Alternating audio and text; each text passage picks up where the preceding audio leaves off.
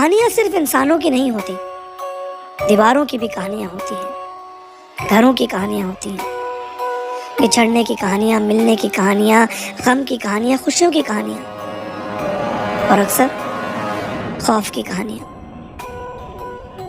इंसानों की कहानियां खत्म हो जाती हैं, कहानियों में इंसान खत्म हो जाते हैं, लेकिन चार दीवारी के बीच कहानियां जिंदा रहती हैं, इस इंतज़ार में कि अपनी कहानी किसे सुनाएंगी और कैसे। एक ऐसी ही कहानी थी मौमिता की, जो कोलकाता के घर में आई थी उम्मीदें और हौसले लेकर, और निकली तो खौफ, सदमा और डर लेकर। एक ऐसा सदमा जिसे जीने के लिए उसे 4 साल लगे। Welcome to India's craziest confessions. I am Jain Anwar and this is a story of Momita and the ghosts that haunted her in flat 4B.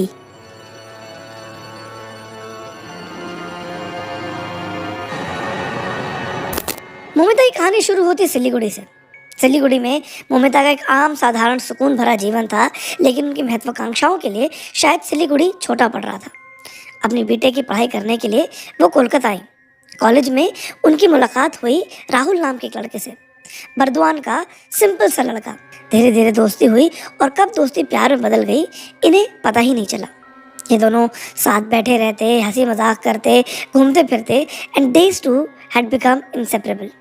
2020 के अंत में दोनों ने अपनी अपनी डिग्री कंप्लीट करी। जनवरी 2021 में राहुल को कैंपस प्लेसमेंट मिल गई और वो कोलकाता में एक 1 BHK में शिफ्ट हो गया। मोमिता अभी भी जॉब ढूंढ रही थी, कुछ कम्पिटिटिव एग्जाम्स की तैयारी कर रही थी और वहीं पर वो भी एक गर्ल्स पीजी में रहने लगी। दोनों अक्सर एक दूसरे से मिला करते थे और उनकी ज़्यादातर मुलाकात राहुल के फ्लैट पे हुआ करती थी। राहुल की बिल्डिंग में सेम फ्लोर पर एक और 1 BHK था। वहाँ पर आर्यन नाम का एक लड़का रहा करता था। कॉलेज स्टूडेंट था, स्मार्ट, फन, इंटेलिजेंट। आर्यन की भी एक गर्लफ्रेंड थी, अंजनी, और अंजनी भी अक्सर आर्यन से मिलने उनके फ्लैट पर आया करती थी। राहुल और आर्यन के साथ रहने की वजह से दोस्ती हुई and then they met each other's partners.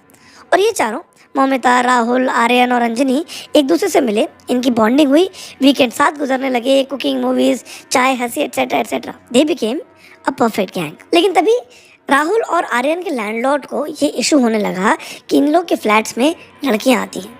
धीरे धीरे उन्होंने इस बात को सख्ती से मना कर दिया कि लड़कियों को यहाँ आना बिल्कुल बर्दाश्त नहीं करा जाएगा, और अब मजबूरी थी कि इन दोनों को वहाँ से फ्लैट खाली करना था।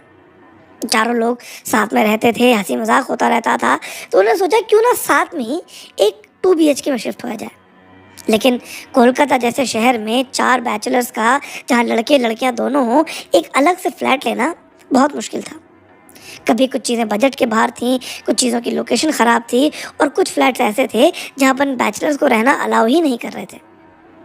लेकिन फिर एक दिन उनकी किस्मत पलटी। एक ब्रोकर का कॉल आया, एयरपोर्ट के पास एक 2 BHK मिला है, 8,000 रुपये महीने किराया, 1 महीने की सिक्योरिटी और लैंडलॉर्ड का कोई चक्कर नहीं। कोलकाता में एयरपोर्ट के पास 2 BHK 8,000 रुपये में, लैंडलॉर्ड की कोई टेंशन नहीं, बैचलर्स वगैरह, everybody is allowed. This seemed too good to be true. लेकिन तब भी आर्यन और राहुल इस फ्लैट को चेक करने के लिए गए और वो फ्लैट उम्मीद से ज़्यादा खूबसूरत निकला। एक छोटी सी बिल्डिंग, 5वां माला, टॉप फ्लोर, 2 बेडरूम, 2 वॉशरूम, एक बड़ा सा हॉल, एक बैल्कनी और एक ऐसा रूफटॉप जहाँ से कोलकाता का रनवे साफ दिखाई देता था। उस फ्लैट का नंबर था फ्लैट 4B। ये वो घर था जो इन चारों की जिंदगियाँ हमेशा के लिए बदलने वाला था। राहुल और आर्यन को पहली नज़र में ये फ्लैट बिल्कुल परफेक्ट लगा, लेकिन राहुल ने एक अजीब बात नोटिस करी। जब वो पहली बार घर के अंदर घुसा तो उसने घर के हॉल में कुछ अजीब से सर्कुलर निशान बने देखे, जिनके ऊपर मोमबत्तियों के और मोम के निशान थे।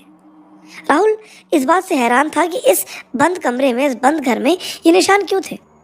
ब्रोकर से पूछा तो ब्रोकर कहता है कि साहब अभी कुछ वक्त पहले दिवाली गई थी, शायद रंगोली बनाई होगी, उस पर कैंडल वैंडल जलाई होगी, उसी के निशान है। And it made perfect sense. Diwali पर ऑफकोर्स लोग रंगोलियाँ बनाते हैं, कैंडल जलाते हैं, हो सकता है उसी के मोम के निशान रह गए हों। Both Rahul and Aryan saw the logic in it. लेकिन एक और चीज़ अजीब थी। पूरी बिल्डिंग में सिर्फ 3 फ्लोर तक के लोग रहते थे। चौथा और पांचवा माला एकदम खाली था। ये बात बेहद अजीब थी, लेकिन इस बात का एक और एस्पेक्ट ये था कि इन चारों की प्राइवेट लाइफ वहाँ पर एकदम सिक्योर रहेगी। जब फ्लोर पे कोई और है ही नहीं तो कोई टोका टाकी, कोई रोकना टोकना कुछ नहीं। ये जब चाहे आए, जब चाहे जाए, जैसा चाहे म्यूजिक बजाएं, किसी को कोई तकलीफ नहीं होगी। And that was a big advantage for them. Rahul इस फ्लैट को लेकर एकदम कन्विंस था। 2 दिन के बाद वो मौमिता को उस फ्लैट दिखाने ले गया। मौमिता लिखती है कि बचपन से ही वो थोड़ी सी अलग थी। किसी भी जगह की, किसी भी इंसान की एनर्जीज, उसकी वाइब्रेशंस वो एक बार में समझ जाती थी। कुछ अजीब सा था उसके अंदर। जब वो राहुल के साथ पहली बार 4B देखने गई तो उस घर के अंदर कदम रखते ही एक ओवरवेलमिंग सेंस ऑफ नेगेटिविटी उसे महसूस हुई। वही कभी एक्सप्लेन नहीं कर पाती थी कि क्यों, but she almost felt as if she was not welcome in that place. A voice from inside told her that this place was not safe. फिर भी वो घर के अंदर गई और घर देखना शुरू करा। दाएं तरफ एक मास्टर बेडरूम, बाएं तरफ एक और रूम, थोड़ी दूर पे किचन और बीच में एक बड़ा सा हॉल। यानी कि एक कमरे से दूसरे कमरे में जाने के लिए और दोनों कमरों से किचन और बालकनी में जाने के लिए हॉल को क्रॉस करना ज़रूरी था। एक छोटी सी डिटेल आगे बहुत यूज़फुल होगी। आर्यन पहले ही अपना कमरा डिसाइड कर चुका था। जब मौमिता उसे देखती है तो आर्यन के कमरे की खिड़की के आगे उसे एक तुलसी का पौधा दिखाई देता है जो एक बाल्टी में रखा हुआ था, बिल्कुल सूखा, बिल्कुल काला, और उसके ऊपर कुछ चूड़ियाँ और एक चुनरी बंधी हुई थी। इससे पहले वो कुछ समझ पाती, वो दूसरी बालकनी में जाती है और वहाँ देखती है कि कुछ बर्तन वहाँ पड़े हुए हैं, ऑलमोस्ट एज इफ कि कोई बड़ी जल्दबाजी में उन बर्तनों को वहाँ छोड़ के गया था। और तभी वहाँ पर एक विंडचाइम्स देखती है। विंडचाइम ज़मीन पे पड़े हुए थे और उनके ऊपर एक तावीज़ बंधा हुआ था। All this added to the extra sensitivity and negativity that Momita anyway had with this place. वो राहुल से कहती है कि ये चीज़ें यहाँ पर क्यों रखी हुई हैं, प्लीज़ मेक श्योर करना कि हमारे शिफ्ट होने से पहले ये सारी चीज़ें फेंक दी जाएं और हम एकदम फ्रेश क्लीन घर में एंटर करें। खैर, मोमिता की इस वार्निंग के बाद राहुल और आर्यन दोनों बहुत खुश थे, क्योंकि at least they were now moving into new house. वहाँ के लोगों से बात करी, उनसे आईडी कार्ड्स मांगे गए, सारा पेपर वर्क करा गया। और तभी बिल्डिंग के सेक्रेटरी ने एक बात बोली कि देखिए, रूफटॉप कॉमन है, सब लोग रूफटॉप पर जा सकते हैं, बस एक बात ध्यान रखिएगा कि रूफटॉप का दरवाज़ा कभी भी बंद नहीं होगा। अगर बंद हुआ भी तो अंदर से खोला जा सकता है। वो कहते नहीं, वो दरवाज़ा कभी भी बंद नहीं होगा। इस बिल्डिंग में ऐसा ही चलता है। राहुल और मोमिता को ये बात अजीब लगी। वो रूफटॉप देखने गए तो उन्होंने देखा कि दरवाज़ा वाकई खुला हुआ था। वहाँ पर 2 ईंटें लगी हुई थी, ये मेक श्योर करने के लिए कि वो दरवाज़ा कभी बंद ना हो, लॉक तो छोड़िए, कभी बंद ही ना हो। उस वक्त भी मोमिता फेल्ट समथिंग स्ट्रेंज। उसको ऐसा लगा कि शायद उस दरवाजे के पीछे कोई इंसान, कोई चीज़ छुपी हुई है। But at this point of time she did not want to alarm anybody and make a fool of herself. और रूफटॉप पे जाती है और वहाँ जाते ही सारी नेगेटिविटी एकदम अचानक से दूर हो जाती है। Because the rooftop was Indeed beautiful. वहाँ अलग अलग गमले लगे हुए थे और उसकी छत से कोलकाता के रनवे का एक साफ व्यू आता था। प्लेन्स उड़ते बैठते, इनको देखना बड़ा ही सुकून का एहसास होता था। This house now looked absolutely perfect. Shift होने में अभी सिर्फ 12 दिन बचे थे, बस फिर एक के बाद एक अजीब अजीब सी अड़चनें आती रहीं। कभी कोई पेपर वर्क रिजेक्ट हो जाता, कभी कोई डॉक्यूमेंट नहीं मिलता, कभी कोई साइन करने वाला नहीं मिलता, और ये सारी चीज़ें ऐसी लग रही थी जैसे कुदरत इनको उस घर में जाने से रोक रही हो। मोमिता ने ये बात बोली भी। उसने बोला कि यार, इतनी सारी प्रॉब्लम्स आ रही हैं, maybe we are not suppose to be in that house. लेकिन राहुल और आर्यन ने उसको बोला कि प्लीज़ अब अपनी नेगेटिविटी मत फैलाओ, ये सारे इश्यूज किसी भी घर करने से पहले आते हैं, let's just get through them without being superstitious. And then despite all odds ये लोग उस घर में शिफ्ट हुए। 1 दिसंबर 2021 को चारों लोगों की उस घर में पहली रात थी। शुरुआत में सब कुछ अच्छा था। मोमिता और अंजलि अच्छे दोस्त बन चुके थे और यहाँ आने के बाद उनकी केमिस्ट्री और ज़्यादा बेहतर हो गई। चारों लोग अपने अपने काम पर जाते, साथ में आके खाना बनाते, मूवीज़ देखते, डिनर करते और फिर 4 कप ग्रीन टी के लेकर छत पर। धीरे धीरे हवा में कोलकाता में प्लेन्स को लैंड और टेक ऑफ होते हुए देखना, this had become their routine. इन सारी खुशियों के बीच में धीरे धीरे इस घर ने अपने रंग दिखाना शुरू करे। इतने धीरे कि शुरुआत में कोई एहसास भी नहीं कर पाया कि इनके साथ क्या हो रहा था। एक रात करीब 1-2 बजे मौमिता की नींद एक आवाज से खुली। राहुल करा रहा था। मौमिता ने देखा राहुल बिस्तर पर सीधा अकड़ा हुआ पड़ा था, सांसें तेज और भारी थी और उसका चेहरा एकदम लाल। वो उठने की कोशिश कर रहा था लेकिन जैसे राहुल को कुछ सुनाई ही नहीं दे रहा था। मौमिता उसे झंझोड़ती है और कुछ देर बाद राहुल झटके से उठ के बैठ जाता है। मौमिता पानी देती है। नॉर्मल होने के बाद राहुल कहता है कि ऐसा लग रहा था कि मेरे सीने पे कोई बैठा हुआ है और मुझे सांस लेने से रोक रहा है। मौमिता ये सब देख के घबरा गई, लेकिन तब भी उसे लगा कि शायद ऑफिस का स्ट्रेस है, कोई ख़राब सपना देखा हो। लेकिन back of the head Moumita इन चीज़ों को कुछ और चीज़ों से भी कनेक्ट करती थी। ये बात उसने आर्यन को बताई और आर्यन छूटते ही हंसने लगा। कहता है कि यार राहुल, लगता है तेरी गर्लफ्रेंड हॉरर फिल्म ज़्यादा देखती है। ऐसा कुछ नहीं था, तुझे सिर्फ स्लीप पैरालिसिस हुआ था। ये होना बहुत ही कॉमन है, बहुत ही नॉर्मल सी चीज़ है। And everybody believed it because it looked logical. और ऐसी सिचुएशन में इंसान हमेशा लॉजिक ढूंढता है, तब तक जब तक लॉजिक बचे ही ना। लेकिन उसके बाद से सब लोग ये सोचने लगे थे कि मौमिता चीज़ों को कुछ ज़्यादा ही एनालाइज करती है, कुछ ज़्यादा ही स्पिरिचुअल और एनर्जीज और पैरानॉर्मल के बारे में सोचती रहती है। And comparatively Aryan and Anjani were far more chill, far more rational. लेकिन मौमिता की सेंसिटिविटी ने एक और बात नोटिस करी थी। उस घर में आने के बाद से राहुल बहुत ही सेंसिटिव और इरिटेंट सा हो चुका था। बात बात पर गुस्सा हो जाता, चिल्लाने लगता, छोटी छोटी बात पे लोगों के झगड़े होने लगे थे। And this was not normal. लेकिन ये झगड़े सिर्फ राहुल और मौमिता के बीच में नहीं हो रहे थे, मौमिता और अंजनी के भी झगड़े हो रहे थे। कभी पैसों को लेकर, कभी घर के कामों को लेकर, कभी बेसिक चीज़ों को लेकर। और घर का माहौल ख़राब होने लग रहा था। तब भी उन्होंने सोचा कि जब 4 दोस्त एक साथ रहते हैं ऐसे इश्यूज तो आते ही हैं। And they ignored it. घर वैसे ही था, छत पर चाय के कप वैसे ही थे, लेकिन उनकी जो मिठास और वार्म थी वो अब कम होती चली जा रही थी। और राहुल की नींद की प्रॉब्लम भी धीरे धीरे वर्स होती चली जा रही थी। अब उसको आए दिन स्लीप पैरालिसिस हुआ करते थे। आर्यन उसे कहता भी था कि अल्कोहल इंटेक कम करो, थोड़ा स्ट्रेस कम करो, लेकिन वो मान के ही राजी नहीं था। डॉक्टर के पास जाने को बोला तो तब भी नहीं मानता, कह रहा मुझे कुछ नहीं हुआ, दिस इज नॉर्मल, कुछ घर से कुछ होम रेमेडीज ले ली। And he just ignored his problems. अब तक इस घर में जो कुछ भी हो रहा था वो बहुत ही नेचुरल सी चीज़ें लग रही थी। Only Momita could feel that there was something wrong in all of them. लेकिन एक दिन कुछ ऐसा हुआ जिसने सब कुछ बदल के रख दिया। एक मामूली सी शाम थी। राहुल, आर्यन और मोमिता तीनों लोग नीचे गए कुछ खाने का सामान लेने के लिए। अंजलि घर पे अकेली थी। थोड़ी देर बाद राहुल के पास अंजलि का फ़ोन आता है। राहुल मिस कर देता है। उसके बाद जब आर्यन अपना फ़ोन देखता है तो देखता है कि अंजलि के फ़ोन से 10 मिस कॉल पड़ी थी। मौमिता के फ़ोन पर भी एक कॉल आया था और अब ये लोग घबरा रहे थे कि अंजलि के साथ घर में क्या हुआ। ये फ़ौरन उसे कॉल करते हैं बट अंजलि फ़ोन उठाती ही नहीं है। फ़ौरन तीनों लोग सारा काम धाम छोड़कर घर पर वापस जाते हैं और जैसे ही खोलते हैं दरवाज़ा वो देखते हैं कि अंजलि वहाँ पर एकदम घबराई हुई, सहमी हुई सी पड़ी थी और काँप रही थी। इन लोगों ने अंजलि से पूछा कि अंजलि क्या हुआ, तुम इतनी बार फ़ोन क्यों कर रही थी? तो अंजलि कहती है कि घर पे कुछ बहुत ही अजीब हुआ। वो बताती है कि जब वो फ़ोन पे बात कर रही थी तभी उसने हॉल में किसी को तेज़ी से मूव करते हुए देखा, एक कमरे से किचन तक।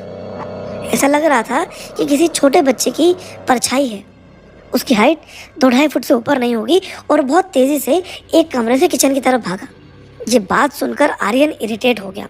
वो चिल्लाने लगा उन लोगों के ऊपर कि तुम लोगों ने ये क्या माहौल बना रखा है, हर समय उल्टी सीधी बातें डिस्कस करते रहते हो। अरे बिल्डिंग पुरानी है, शैडोज मूव कर रहे हैं एक तरफ से, इसका ये मतलब नहीं कि कोई इंसान यहाँ से वहाँ जा रहा है।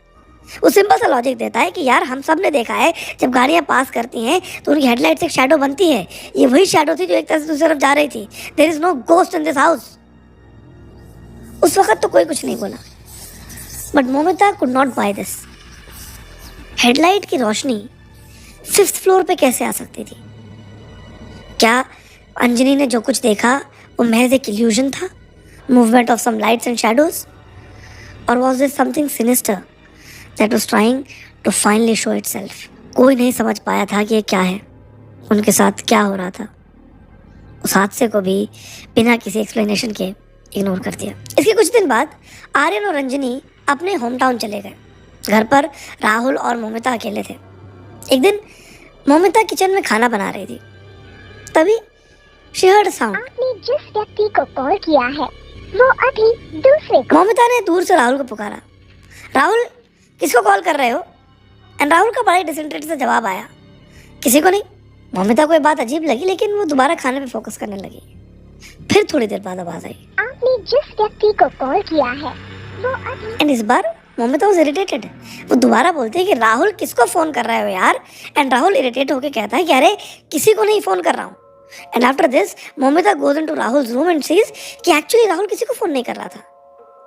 वो तो बैठ के टीवी पर कोई फुटबॉल का मैच देख रहा था, लेकिन वो आवाज अभी तक आ रही थी। जिस व्यक्ति को कॉल किया मोमिता और राहुल बाहर जाके देखते हैं तो मोमिता के फोन से किसी अननोन नंबर पर एक कॉल जा रहा था और उसके स्पीकर से ये आवाज आ रही थी। And Momita was shocked. Call किया है ये फोन जो लॉक पड़ा था उससे अपने आप किसी अननोन नंबर को कॉल कैसे जा रहा था? Whatever she has been feeling वो अब सामने दिखाई दे रहा था। मोमिता ने जब ये बात रोहन को बताई तो रोहन का भी वैसा ही इरिटेटेड सा रिएक्शन था। वो कहता है कि मोमिता तुम ऑब्सेस्ड हो गई हो ये बातें सोचने के लिए। तुम हर समय ये सोचती रहती हो कि घर के अंदर कुछ सुपर नेचुरल है, कुछ अलग हो रहा है। अरे सिंपल सी बात है, तुम्हारा फोन खराब है इसका मतलब ये नहीं कि घर के अंदर भूत प्रेत है। Please get over this. तुम्हारे वजह से अंजनी और आर्यन भी परेशान हो चुके हैं और वो घर भी इसी चक्कर में गए कि तुमसे कुछ वक्त दूर रह सकें। राहुल का इस तरह से चिल्लाना, मोमिता से बात करना was something Momita had not expected। वो चाहती थी कि राहुल उसकी बात सुने समझे, बट वो कुछ और ही कर रहा था। लेकिन उस दिन जिस तरह से राहुल ने मोमिता से बात करी was very unacceptable। मोमिता और राहुल ने एक दूसरे से उस रात बिल्कुल बात नहीं करी। They slept in different rooms। रात में 1-2 बजे जब मोमिता की आंख खुली तो उसे थोड़ा सा डर का एहसास हुआ। तो शी डिसाइडेड कि मैं अपना ईगो साइड रखकर राहुल के पास चली जाऊंगी, I apologise and will be together.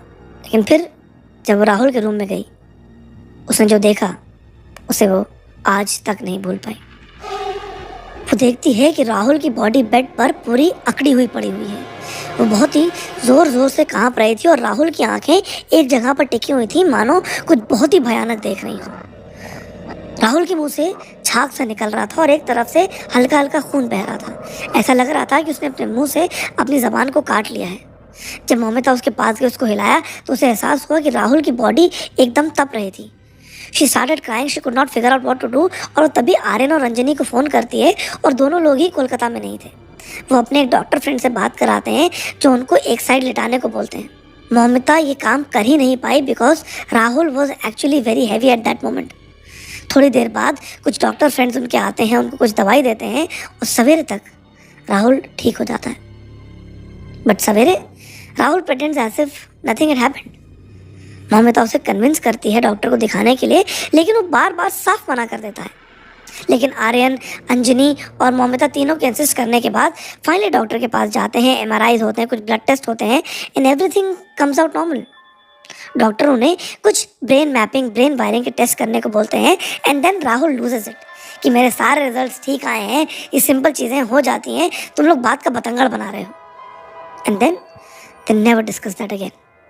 इस घर में कई सारी चीज़ें ऐसी हो रही थीं जिनका आपस में कोई कनेक्शन नहीं था। Everything was strange but nothing was making them realise that something was really really wrong. लेकिन इसके बाद चीज़ें सुधरी नहीं। अजीब अजीब चीज़ें घर के अंदर हो रही थी। रात में अचानक बर्तन के गिरने की आवाज़ आती। ये लोग सोचते कि बर्तन क्यों गिर रहे हैं, सारे बर्तन संभाल के रखे थे। अगेन एक लॉजिकल एक्सप्लेनेशन कि शायद चूहे आते हैं, चूहे बर्तन को गिरा देते हैं। ये लोग रोज़ सारे स्विचेस बंद करके जाते, जब वापस आते तो एक आधा स्विच ऑन होता। अगेन हो सकता है हम जल्दीबाजी में भूल गए हों, एक स्विच ऑन रह गया हो, ट्रिप हो गया, what is the big deal. सारी अजीब चीज़ों को लॉजिक का जामा पहनाकर उसे इग्नोर करा जा रहा था। ये सोचा जा रहा था कि शायद हम ही लोग कुछ ज़्यादा सोच रहे हैं, but only Momita thought that something was wrong. लेकिन फिर जो अगली रात हुआ उसने इन सारी चीज़ों को बदल के रख दिया। एक रात डिनर के बाद राहुल और मोमिता अपने कमरे में मूवी देख रहे थे। आर्यन और रंजनी सो चुके थे, रात काफ़ी हो गई थी, तो दोनों को भूख लगी। कुछ मैगी बनाई, कमरे में ला के खाई और फिर लेट गए। बारिशों का सीजन था तो कमरे का दरवाज़ा फूल चुका था, लिहाजा वो पूरे तरीके से बंद नहीं हो पा रहा था। When they both decided to sleep, तो मोमिता को थोड़ी देर तक नींद नहीं आई। She kept twisting and tossing in bed. And तभी उसे बाहर से कुछ विंडचाइम्स की आवाज़ आई। मोमिता ने सोचा बाहर हवा चल रही होगी, किसी की बालकनी में कोई विंडचाइम बोल रही थी, लेकिन उस विंडचाइम की आवाज़ बढ़ती जा रही थी। मोमिता ने खिड़की से बाहर देखा, देखती है कि बाहर बिल्कुल खामोशी थी। हवा का नामो निशान नहीं था, एक पत्ता भी नहीं हिल रहा था। फिर वो आवाज़ दोबारा आई और इस बार वो आवाज़ बाहर से नहीं, हॉल के अंदर से आ रही थी। मोमिता ने एक और चीज़ नोटिस करी, वो आवाज़ एक पैटर्न में आ रही थी।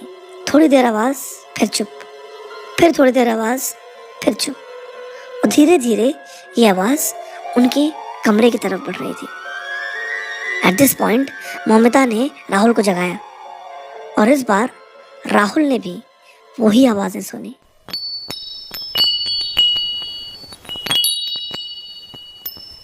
धीरे धीरे वो आवाज़ उनके कमरे के दरवाजे के ठीक बाहर से आ रही थी। राहुल और मोमिता की उस समय किकी बन चुकी थी। They could not know how to react.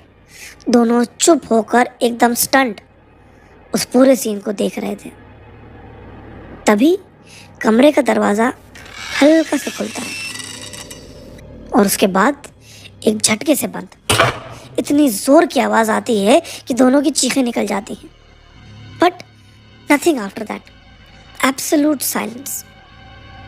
Rahul और मोमिता एक दूसरे की तरफ देखते हैं and they could not make sense of what was happening. Both of them were absolutely sure कि बाहर कोई भी शोर नहीं था, कुछ भी हवा नहीं थी, तो दरवाज़ा अपने आप खुलकर बंद कैसे हुआ, ये विंडचाइम की आवाज़ कहाँ से आ रही थी।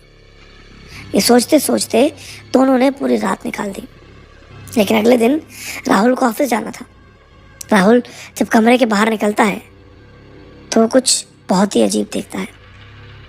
याद है मैंने आपको बताया था कि जब ये घर में शिफ्ट होने वाले थे, इन्हें घर के पास से एक विंडचाइम मिली थी जो तावीज़ में लिपटी हुई थी। वही विंडचाइम उसी तावीज़ में लिपटी हुई अब इनके कमरे के बाहर पड़ी हुई थी। राहुल ने मोमिता को आवाज़ लगाई, मोमिता आई और दोनों एक पल के लिए बिल्कुल खामोश हो गए।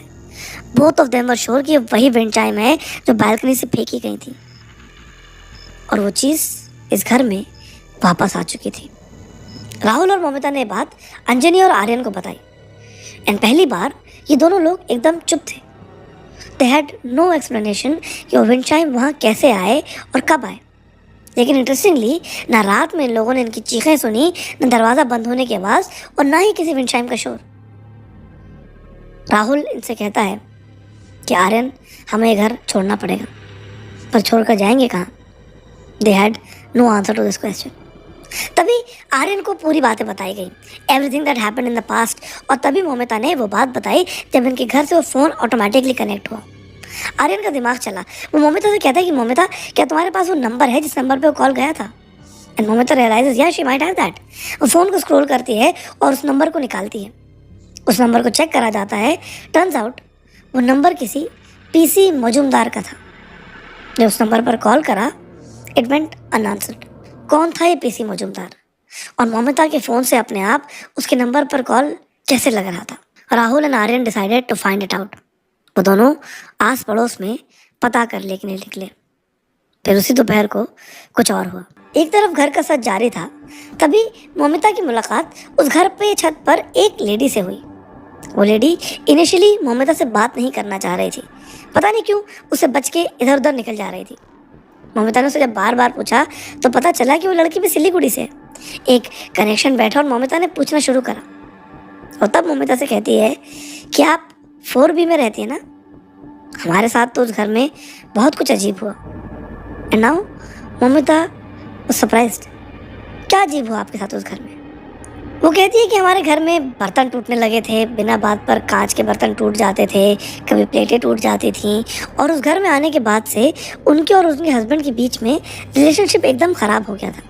वो कहती हैं कि मेरे हस्बैंड एक एमएनसी में काम करते हैं, हमारी लव मैरिज हुई है, लेकिन जब से हम 4B में आए हैं तब से बहुत ही एग्रेसिव अब्यूजिव से हो गए थे। बात बात पर गुस्सा करने लगते, चिल्लाने लगते, और एक बार तो हद तब हो गई जब उन्होंने मुझके ऊपर हाथ भी उठा दिया। थोड़े दिनों बाद वो अल्कोहलिक हो गए। धीरे धीरे जब हमने वो घर छोड़ा तो चीज़ें थोड़ा बेहतर होना शुरू हुई।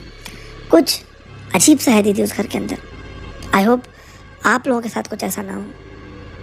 ममिता उसे बता भी नहीं पाई कि उस घर में वो सब कुछ उनके साथ भी हो चुका था। But till date they could not understand why it was happening. खैर, राहुल जानता था कि इस घर को छोड़ना इतना आसान नहीं होगा, तो कुछ दिनों के लिए अपने कुछ कजन्स को वहाँ बुला लेता है। आइडिया वो सिंपल कि जब घर में लोग ज़्यादा होंगे, हर वक्त चहल पहल होगी, शोर शराबा होगा, तो शायद थोड़ा डर कम लगेगा। लेकिन हुआ इसका विपरीत। एक दिन राहुल के कमरे में उसके सारे कजन्स बैठ के बातें कर रहे थे। 2 कजन्स, उसके एक मासी का लड़का और उसका अपना खुद का छोटा भाई, ज़मीन पर बैठे हुए थे और उनका मुंह हॉल की तरफ था। बाकी के लोग बेड पर बैठे हुए थे और हंसी मजाक हो रहा था। लेकिन सडनली जो लोग ज़मीन पर बैठे थे वो एकदम से खामोश हो गए। उन दोनों ने एक दूसरे की तरफ देखा और पूछा कि क्या तूने वही देखा जो मैंने देखा? और दूसरा लड़का सिर्फ नॉट करता है। राहुल उनसे पूछता है कि तुम लोगों ने ऐसा क्या देखा? वो दोनों एकदम घबराए हुए थे और कहते कि भैया हमें हॉल में कोई चलता हुआ दिखाई दिया। वो कोई इंसान नहीं था, एक अजीब सी एंटिटी थी जो चारों पैरों पर क्रॉल कर रही थी, एकदम डार्क। दूसरा बच्चा कहता है कि शायद मुझे श्योर नहीं है, लेकिन उसके बाल बहुत लंबे लंबे थे और उसका चेहरा ढका हुआ था, और हाँ, वो चारों पैरों पर एकदम तेजी से हॉल के अक्रॉस गया।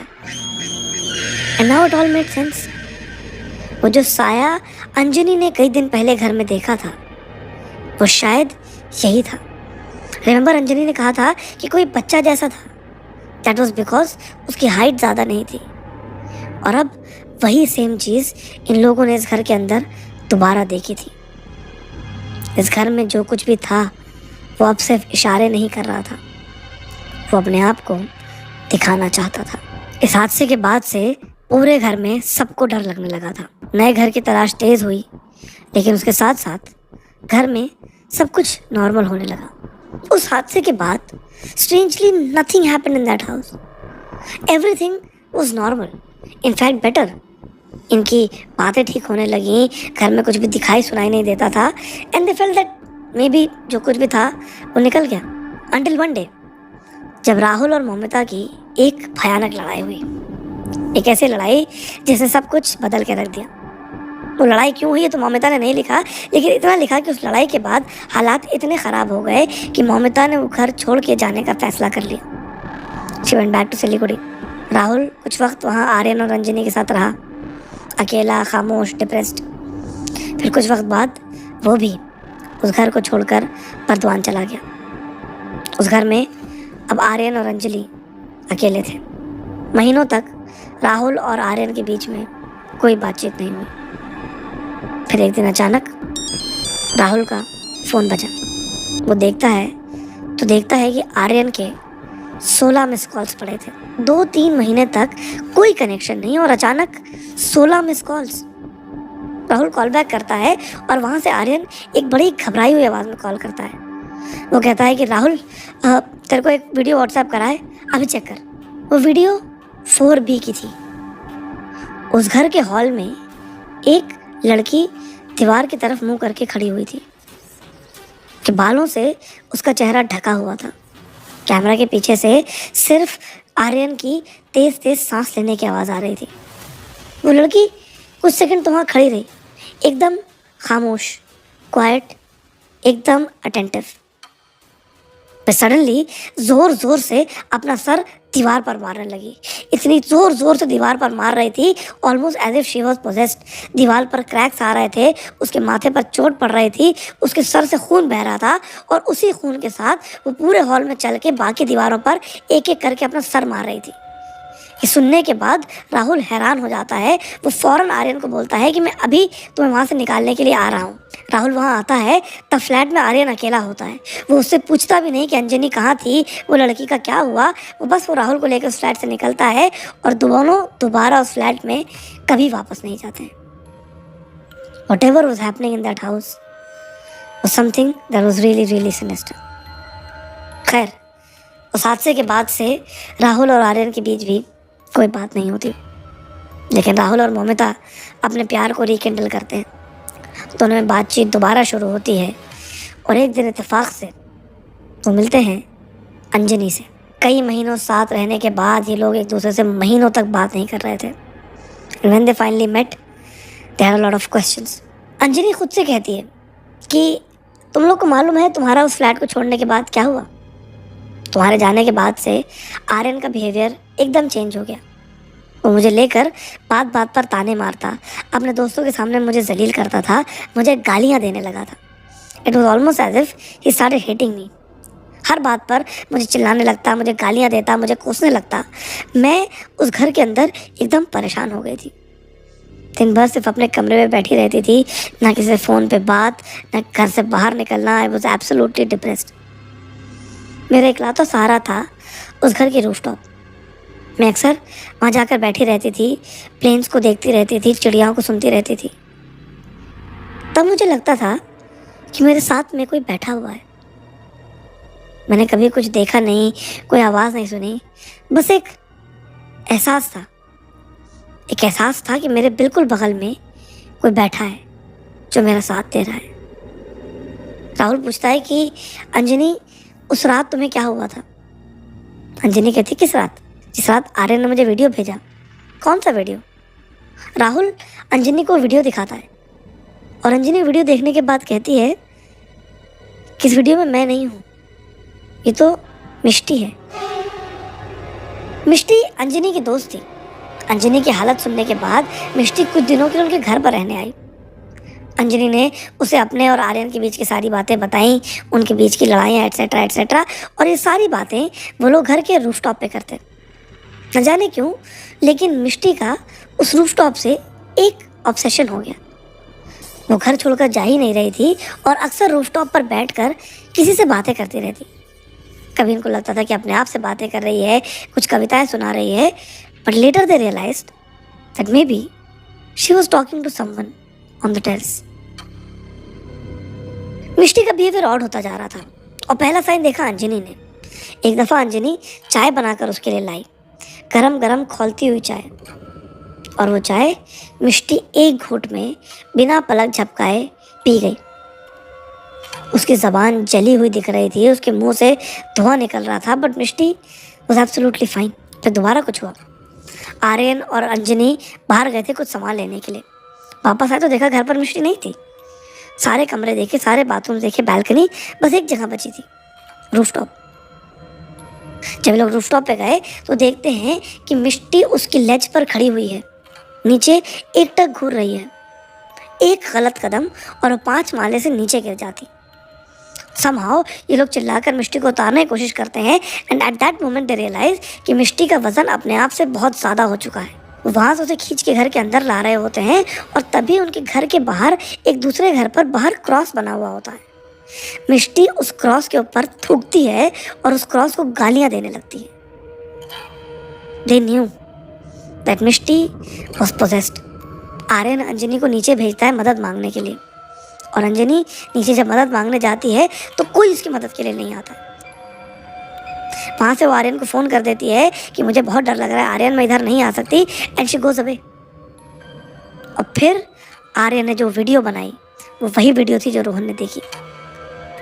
मिष्टी को उसके घर वाले अलग अलग मंदिरों में ले गए और अब सुनते हैं कि मिष्टी ठीक है।